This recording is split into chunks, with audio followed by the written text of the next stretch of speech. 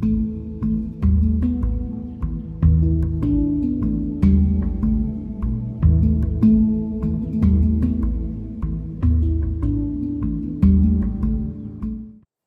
everyone.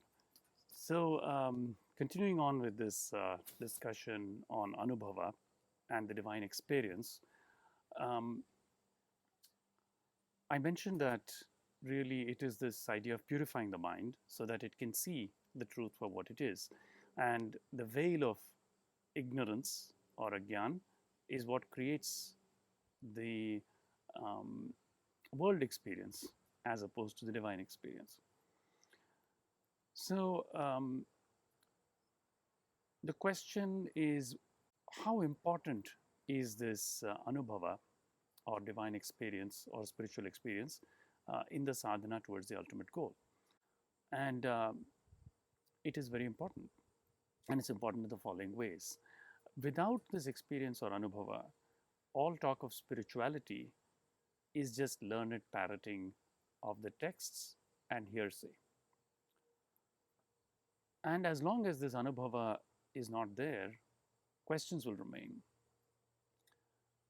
And in fact, the absence of this Anubhava will create internal conflict in a sincere aspirant. So, therefore, Anubhava is important. A sincere aspirant will actually be driven from inside to experience the divine and to put to the right test of direct experience all the things that have been read and heard.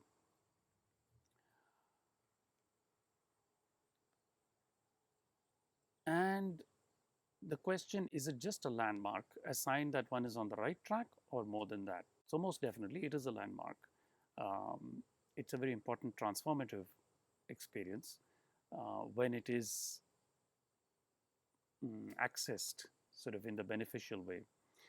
And as I mentioned, it's not just a landmark, but it's important for the reasons already noted. So now the question can arise. Um, Suppose we have someone who is qualified to undertake this, so filled with faith, shraddha, and bhakti, devotion, and is also um, commencing the experience, the practice um, with a lot of determination, continuous uninterrupted practice, um, and also engaging in every effort to purify the mind. So, for such an adhikari, what kind of description can be given of this Vishaya, this subject matter, which is the divine experience? So, first of all, um, there is actually a very specific word for this Anubhava or divine experience um, in our Vedic tradition. So, we can look at this at three different levels. If we think of this at the deepest level of what we call Sanatana Dharma, then all experiences are divine experience. I already mentioned that. If you look at it from the viewpoint of Vaidika Dharma, then this experience is actually what is called the state by which one becomes a Dvija or twice born. And it's actually an important samskar, and it happens at a fairly early age, at least it did in earlier times. So there is a famous verse that says, Janmana Brahmano Vidyat Samskaraih Dvijamucyate. So let's try to understand what this means. Of course, the true meaning of Brahmana is he who knows Brahman. But definitely, birth in any family confers certain benefits. What this verse is trying to say is that it is through the experiences, and this word samskar here can be interpreted in two different ways. One is there is something called the Upanayana samskar, which, although it has fallen off, is still practiced in some families, where the child is drawn close to the Lord, to the Spirit, to the divine experience by a preceptor or teacher, a guru. And that is the formal meaning of samskar. But in the yogic sense, Samskar actually means the trace elements of our tendencies and desires that are actually deep in the prajna state, the unconscious, you may say in English, state of mind. So that means that this Dvija, being born a second time, happens when the mind is thoroughly purified and it is able to see its true nature in those inner depths. Because there are many people who go through the motions of having an Upanayana Samskar, but they are not all Dvijas. They are not all twice born. They continue, go back to their ignorant, sleepy lives in just the same way as the day before. So when the word Dvija was used there, it was a very deep meaning. Um, and of course, it is meant to be a transformative experience. But of course, it doesn't end there because the verse goes on and it says, Vidvattu Vipratvam. Then after that, knowledge of the Vedas, um, when it is mastered by one such person who has a transformative experience, that person is called a Vipra. And Tribih, Srotriyamucyate. When all these three are present, through that, one is called a Shrutriya.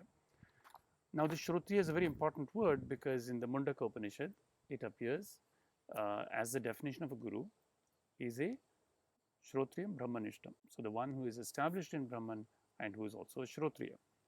So, this brings us to another part of that question, which is the question of Gyan. And does is this experience always accompanied by Gyan? And so now, if we think about this experience in more vyavaharic terms, many of you might have heard it goes by different names.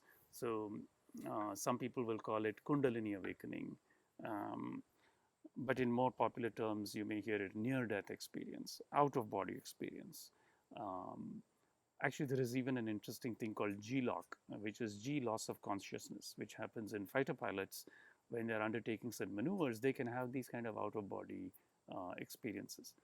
But not all these experiences are accompanied by Gyan or wisdom. This is a very important thing to know.